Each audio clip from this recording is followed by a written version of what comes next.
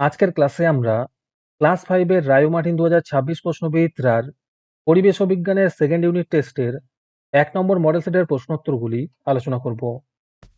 High বন্ধুরা, study রুমে subscribe করে বেল আইকনটি অন করে রাখো।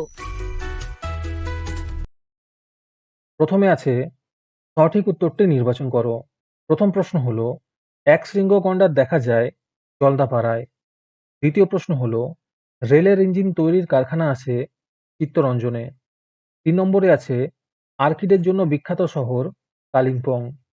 4 নম্বর প্রশ্ন হলো ঝিনুক দিয়ে মূর্তি গড়ে দীঘায়। 5 নম্বর প্রশ্ন হলো প্লেগ রোগীদের সেবা করেছেন ভগিনী নিবেদিতা। তারপরে আছে শূন্যস্থান পূরণ করো, যে কোনো 5টি করতে বলেছে। প্রথম প্রশ্ন হলো গঙ্গা হলো নিত্যবহ নদী। 2 নম্বরে আছে তারকেশ্বরের দক্ষিণে শিলাবতী নদী গিয়েছে। 3 নম্বর প্রশ্ন হলো কুলিক পাখিরালয় রায়গঞ্জে অবস্থিত। 4 নম্বরে আছে বক্সা অরণ্যের প্রবেশদ্বার হলো আলিপুরদুয়ার। 5 নম্বরে আছে অযোধ্যা পাহাড় অবস্থিত পুরুলিয়া জেলায়। 6 নম্বর প্রশ্ন হলো শিশু দিবস পালন করা হয় জওহরলাল নেহরুর জন্মদিনে। তারপরে আছে স্তম্ভ মেলাও। ম্যানগ্রোভ জাতীয় গাছ হবে বাইন, সিউড়ি হবে মোরব্বা, রবীন্দ্রনাথ ঠাকুর হবে শান্তিনিকেতন, রেশম কীট হবে তুঁত গাছ, কীটনাশক হবে নিমপাতা। 4 নম্বরে আছে এক কথায় উত্তর দাও, যে কোনো 5টি করতে বলেছে। প্রথম প্রশ্ন হলো শালপাতার ব্যবহার লেখো। এর উত্তর হবে শালপাতা দিয়ে থালা বাটি প্লেট বানানো হয়। দ্বিতীয় প্রশ্ন হলো সুন্দরবন অঞ্চলের পশ্চিমবঙ্গ অংশে বসতিহীন দ্বীপের সংখ্যা কত? এর উত্তর হবে 48টি। 3 নম্বর প্রশ্ন হলো আলিপুর দুয়ারের 2টি নদীর নাম লেখো। এর উত্তর হবে তোরসা ও কালজানি। 4 নম্বরে আছে সুন্দরবন অঞ্চলের 2টি নদীর নাম লেখো। এর উত্তর হবে মাতলা ও গোসাবা। 5 নম্বর প্রশ্ন হলো ডিরোজিওর পুরো নাম লেখো। এর উত্তর হবে হেনরি লুই ভিভিয়ান ডিরোজিও। 6 নম্বর প্রশ্ন হলো সিঙ্গালীলা পর্বতশ্রেণী কোথায় অবস্থিত? এর উত্তর হবে দার্জিলিংয়ে অবস্থিত। আজকের ক্লাসের মডেল সেটটি নেওয়ার জন্য আমাদের হোয়াটসঅ্যাপ নাম্বার 7501114999 তোমরা যোগাযোগ করতে পারো। এই রকমের ভিডিও আরও পাওয়ার জন্য তোমরা আমাদের ইউটিউব চ্যানেলটি সাবস্ক্রাইব করে রেখো। সাথে মডেল সেটের আপডেট পাওয়ার জন্য আমাদের হোয়াটসঅ্যাপ চ্যানেল এবং এমসিকিউ প্র্যাকটিস করার জন্য আমাদের টেলিগ্রাম চ্যানেলে তোমরা জয়েন করে নিও। নিচে ডিসক্রিপশনে লিঙ্ক দেওয়া রইল, তোমরা সেখানে গিয়ে জয়েন করে নিও। তারপরে 5 নম্বরে আছে নিচের প্রশ্নগুলির সংক্ষেপে উত্তর দাও, যে কোনো 5টি করতে বলেছে। 1 নম্বর প্রশ্ন হলো পশ্চিমবঙ্গের সবচেয়ে উঁচু পর্বতশ্রেণীর নাম লেখো। আর এর সাথে প্রশ্ন আছে এর উচ্চতা কত? এর উত্তর হবে পশ্চিমবঙ্গের সবচেয়ে উঁচু পর্বতশৃঙ্গের নাম সান্দাকফু। এর উচ্চতা 3630 মিটার। দ্বিতীয় প্রশ্ন হলো হারভেস্টার কি?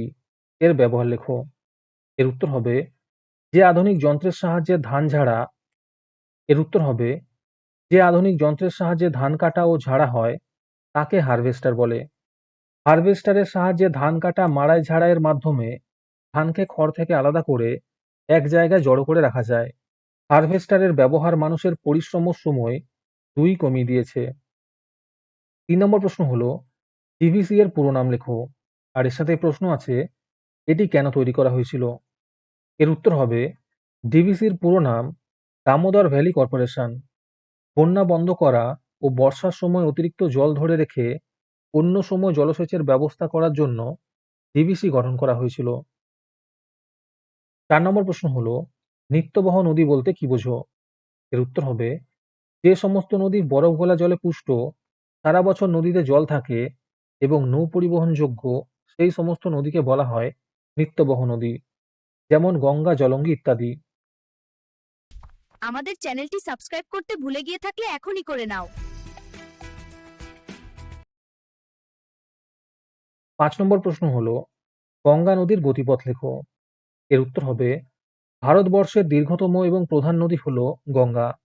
গঙ্গা উত্তরাখণ্ডের হিমালয়ের গঙ্গোত্রী হিমবাহের গোমুখ গুহা থেকে উৎপন্ন হয়ে উত্তরপ্রদেশের বিহারের মধ্যে দিয়ে প্রবাহিত হওয়ার পর মুর্শিদাবাদের কাছ থেকে একটি শাখা পদ্মা নামে বাংলাদেশে প্রবেশ করেছে এবং অপর একটি শাখা ভাগীরথী হুগলি নামে পশ্চিমবঙ্গের মধ্যে দিয়ে বঙ্গোপসাগরে মিশেছে। উপনদীর মধ্যে আছে গঙ্গার কয়েকটি উপনদী হল দামোদর, অজয়, যমুনা প্রভৃতি। আর শাখা নদীর মধ্যে আছে গঙ্গার কয়েকটি শাখা নদী হল ইছামতি, জলঙ্গি, মাথাভাঙা প্রভৃতি। পরের প্রশ্ন হলো লুপ্তপ্রায় মাছ কাকে বলে, উদাহরণ দাও। এর উত্তর হবে যে সমস্ত মাছ সংখ্যায় কমে গেছে এবং তাদের সংরক্ষণ না করলে ভবিষ্যতে চিরতরে বিলুপ্ত হয়ে যাবে তাদের লুপ্তপ্রায় মাছ বলে। যেমন খলসে, নাদোস, সরপুঁটি, খরশোলা ইত্যাদি হলো লুপ্তপ্রায় মাছ।